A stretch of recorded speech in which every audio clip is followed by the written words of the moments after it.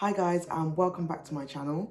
So today's video is going to be everyday uses of music therapy. Sometimes when you're listening to music, you wouldn't assume it's therapeutic, but it actually is, and it's making you feel happier, which is actually a therapeutic use of music, which you wouldn't actually think about at the time. In terms of everyday occasions that you'd listen to music, sometimes you'd listen to music on your way to work. In the morning you feel down because you're on your way to work, or you feel down because you just got up, you're tired, and you don't really want to go to work. But you turn on the radio, you'd blast it out, and that would get you in a happy mood to go to work and experience people around you, like your colleagues and maybe customers if you work in that kind of sector. So using that music in the morning uplifts your mood and allows you to have a better day. Going on to my next point, music does set your mood. Like, it depends on what music you listen to. If you listen to sad music, obviously it would make you sadder, but if you listen to happier music, it would make you happier. So also there's times where, for example, have you ever been to a festival or a wedding or even funerals? Have you ever been to an event and there's no music? No,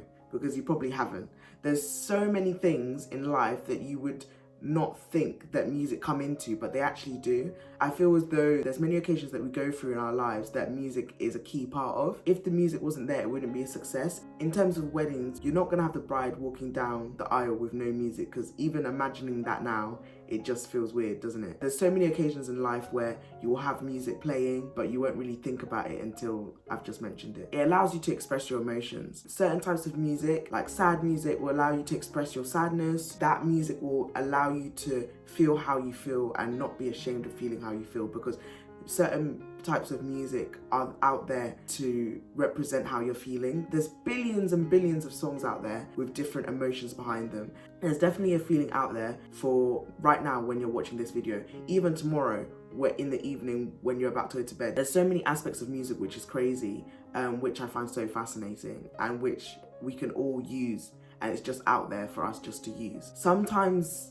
people find it hard to find themselves, and being able to use music to find themselves because they can relate to a certain song, they feel as though they're not on their own, and they feel as though they've got some kind of identity due to being able to relate to that music, which is something as well which is so empowering, and something which a lot of us out there suffer from, not being able to relate to certain things, but music is there for us to be able to relate to, which is amazing. Music is actually one of those things that we don't actually need in our lives. Unlike food, which is an essential for us to survive as humans, music is one of those things that we don't actually need, but we still do listen to it on at least a weekly basis, if not that, probably a daily basis. In terms of surviving, music taps part of the brain that normally things that we would need to survive does. In terms, for example, food would tap, okay, for example, your left side of your brain, and music does the exact same thing. It's actually crazy that things that we would see as essential, like food, music also taps those parts of the brain, which is just crazy to think, and it just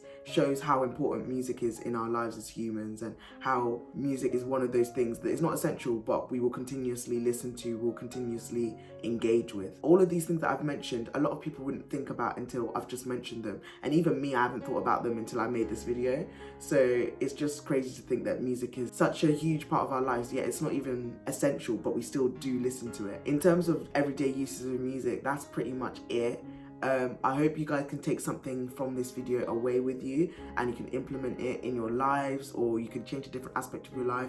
Instead of, I don't know, watching a TV program in the morning before work, you could probably listen to music before work that makes you feel happy, or I don't know, anything that I've suggested in this video, just implement it in your lives. If you guys got any more questions, please comment down below. I hope you guys can like this video, subscribe to this channel, and also share it with your friends. Show them how they can be informed as well about music therapy, because it's all about sharing this information, because people don't know about it, and it's all about getting the awareness out there for this profession. I will see you guys in my next video. Bye.